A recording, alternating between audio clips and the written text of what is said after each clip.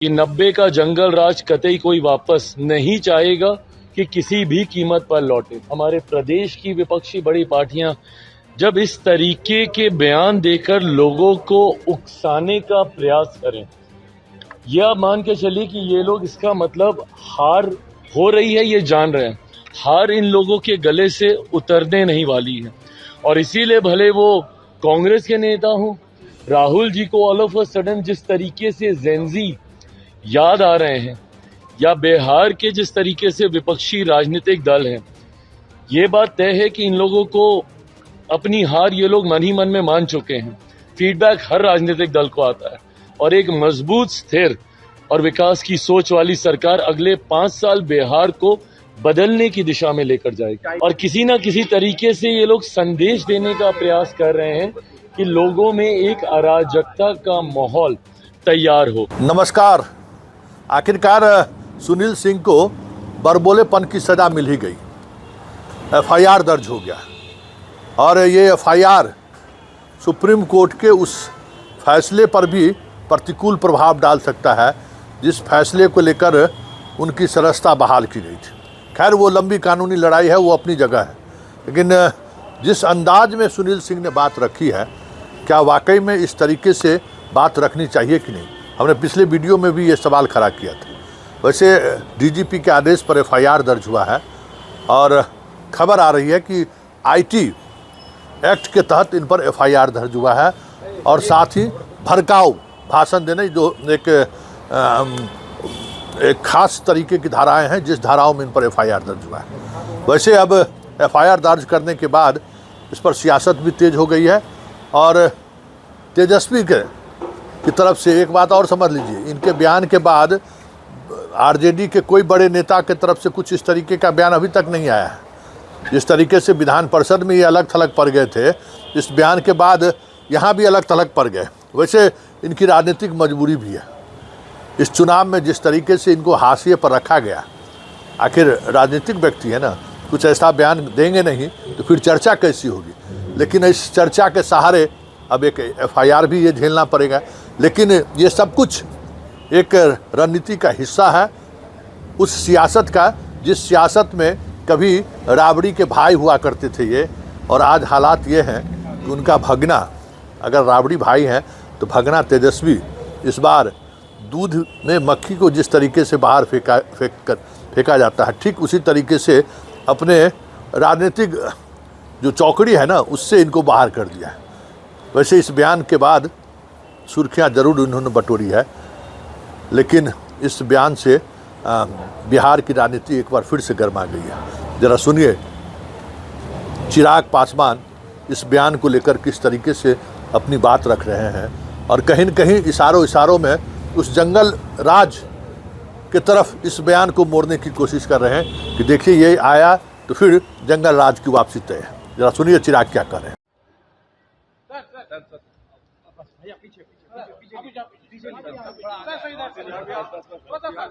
RJD के लोग कह रहे हैं कि नेपाल जैसे हालात कर देंगे अगर काउंटिंग में गड़बड़ी हुई तो।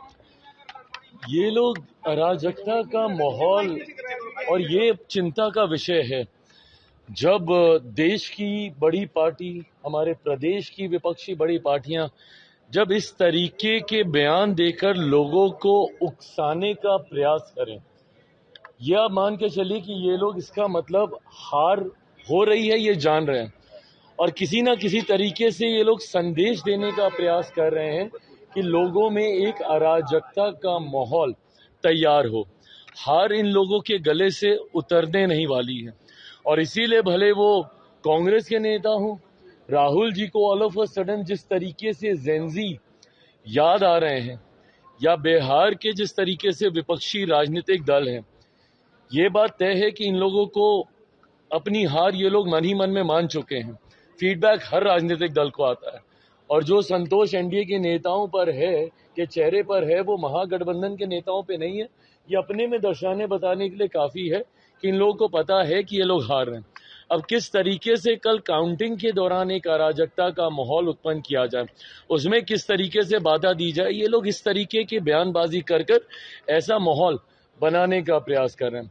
पर मेरा विश्वास बिहारियों पर है बिहारियों ने हमेशा संयम से काम लिया है और उन्होंने हमेशा सही का चुनाव किया है। मैं मानता हूं कि 90 का जंगल राज कतई कोई वापस नहीं चाहेगा कि किसी भी कीमत पर लौटे, और इसीलिए ना सिर्फ एग्जिट पोल के कारण मैं ये बयानबाजी कर रहा हूं, बल्कि हम सबकी मेहनत पर मुझे विश्वास है। जो एनडीए के नेताओं ने मेहनत हम लोगों ने की है और जो रुझान हम लोग को जमीन से मिले हैं, हम लोग एक बड़ी मार्जिन के साथ हम लोग सरकार बनाने जा रहे हैं। 150 का आंकड़ा हम लोग पार करेंगे, ये मेरा विश्वास है। और एक मजबूत, स्थिर और विकास की सोच वाली सरकार अगले 5 साल बिहार को बदलने की दिशा में लेकर जाएगी। टाइगर अभी जिंदा है। नीतीश कुमार को लेकर पोस्टर लगाया गया, क्या कहेंगे? पोस्टर लगाया गया सर? बिल्कुल सही बात है, और ये मुझे लगता है करारा जवाब है विपक्ष के नेताओं के लिए। जिस तरीके से मुख्यमंत्री नीतीश कुमार जी के स्वास्थ्य को बार बार उसका हवाला देते हुए जिस तरीके से उन्हें डाउनसाइज करने का प्रयास विपक्ष के नेताओं के द्वारा किया गया, मुझे लगता है जिस तरीके से मुख्यमंत्री जी ने पूरे कैंपेन को कंडक्ट किया और लीड किया, जब ये लोग निकले भी नहीं थे, तथाकथित जितने युवा ये लोग हैं महागठबंधन वाले, ये लोग अभी प्रचार के लिए भी नहीं निकले थे और ये लोग अभी सीटों का बंटवारा भी नहीं कर पाए थे, तब से मुख्यमंत्री जी प्रचार कर रहे हैं। और ना सिर्फ उन्होंने प्रचार किया, बल्कि ऐसे डिफिकल्ट डेज में भी जब शायद मौसम साथ नहीं दे रहा था, जिस तरीके से बाय रोड, उस वक्त ये लोग बाय रोड भी नहीं निकले थे, उस वक्त ये लोग घर से बैठ के फोने पे भाषणबाजी कर रहे थे। तो जिस तरीके से मुख्यमंत्री जी ने फ्रंट से लीड किया है इस गठबंधन को और अपने नेतृत्व क्षमता को एक बार पुनः उन्होंने स्थापित करके दिखाया है, तो सही बात है, टाइगर जिंदा है, ये पोस्टर बिल्कुल सही है। एग्जिट पोल में आपकी संख्या तो हाई आंकड़े से भी कम दिखा रही है। प्रभु, ये कल ही बात करेंगे ना अब इसके ऊपर। अब हाथ कंगन को आरसी क्या, 100% स्ट्राइक रेट वाला व्यक्ति हूं मैं। अभी महज 24 घंटे के भीतर ये सब सामने आ जाएगा। Thank you.